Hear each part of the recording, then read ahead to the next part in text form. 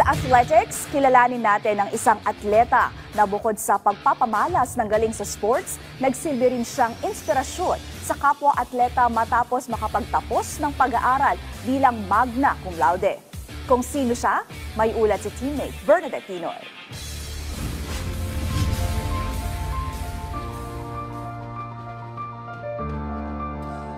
Ang bawat atleta ay may kanya-kanyang pangarap na nais makamtan sa buhay. Ano man ang pagsubok na kaharapin, bit-bit nilang puso na lumaban sa kompetisyon.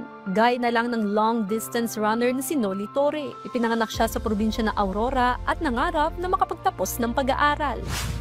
When I was in grade 4, so yung school namin, nila ng representative. So napili ako ng isang teacher ko na mag-join doon without kahit hindi ko alam kung ano ba talaga yung papasokin ko, yung tatahakin ko. So nung mga panahong yon, so I got first place agad sa 800 meters and 1,500 meters. So parang ayun yung nagbukas sa akin, parang doon ako ginanahan na, ay parang ang ganda pala ng pagtakbo, and nakitaan ako ng potential nung teacher ko doon. Being a student athlete, kasi I came from a destitute family or poor family, so I need to, to support my family sa probinsya habang nag-aaral ako. So ayan, so there are times na I want to give up, pero hindi yun pwedeng mangyari kasi sa huli ako rin yung talo.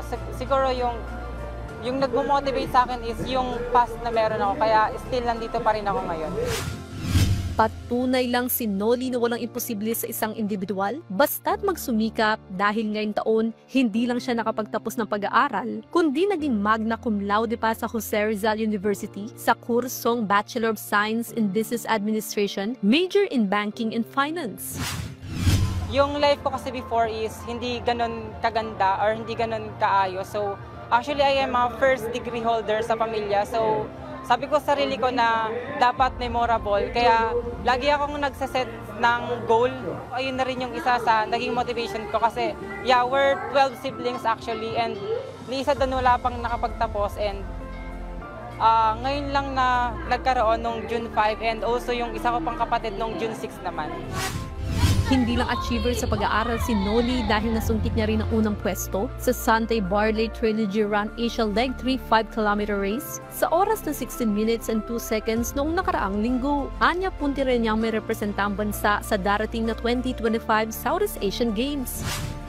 Isa din ako sa mag-time trial for SEA Games. I think nasa 60 to 70%. Yeah.